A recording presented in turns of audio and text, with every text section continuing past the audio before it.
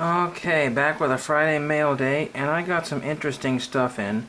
No autographs or anything. In fact, I mailed a bunch of autographs and mailed off a huge big box of VCR tapes off to somebody. But other than that, I just got one package, and this is a pretty awesome package. I'll just show you one interesting picture I picked up here of some little kid trying to mow the lawn. That was 50 cents at a store. But this one here has got some tape residue on it.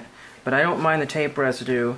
This seller shipped it for $3.50 and a bubble mailer like this, and he put every card in a top loader with a penny sleeve. That's amazing. And he put tape on every single top of the card, which I don't want, but I will clean that off. I have some alcohol, so if I leave them in the top loaders.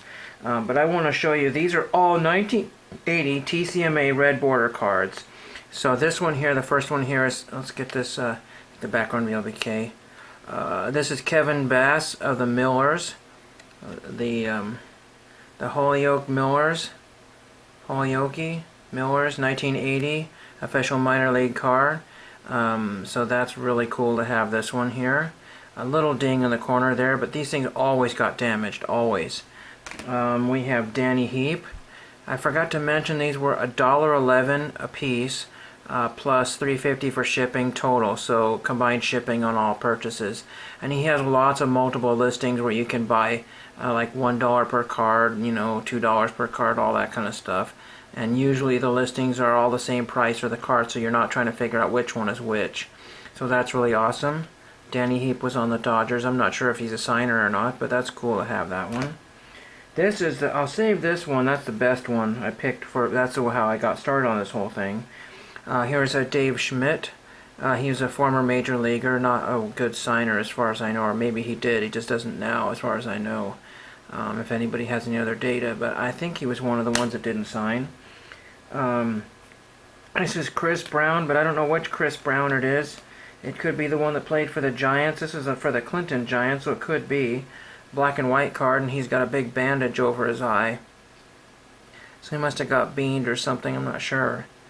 Interesting card there. Minor league cards are always interesting. Here is a manager, Mike Pazik. Don't ask me why I grabbed it. Glen Falls White Sox. Maybe I'll write to him. I'm not sure. He got a big old chew there. But, you know, cool pictures from the 80s. This one's really awesome. This was $1.11, mind you, and a lot of people put $5 or more on this card. And this is for the Syracuse Chiefs. Yeah, the Syracuse Chiefs in the International League, Danny Ainge. That is really awesome to have. That's almost gradable. I mean, it would probably come back an 8, maybe a 7. It's got kind of off-center, but it's, well, because of the white edging on there, it could be a 7 or a 6. I have no idea, but it's really awesome. That's really cool. My first Danny Ainge minor league card. Here's Vince Benek of the White Sox. I thought his name was unusual. Maybe I might write to him. Notice a theme with all the haircuts there, or the lack of haircuts.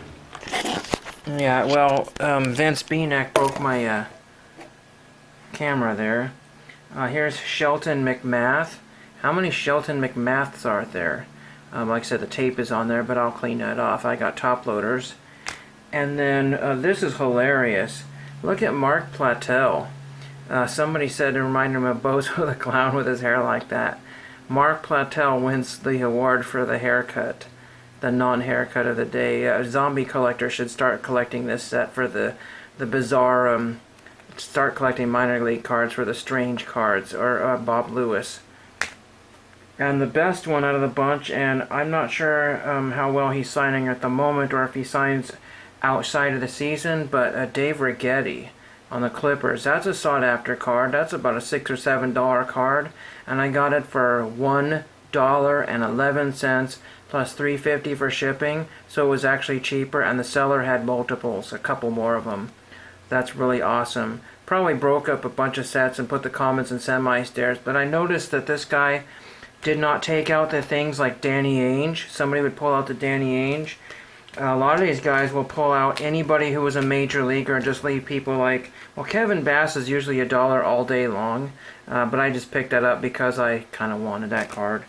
But like Mike Pazik, nobody's going to care about Mike Pazick unless he was a major leaguer at some point. That I don't know. I will research some of these guys, but cool additions to my minor league collection. And hope you get inspired by these crazy haircut cards, and thank you for watching.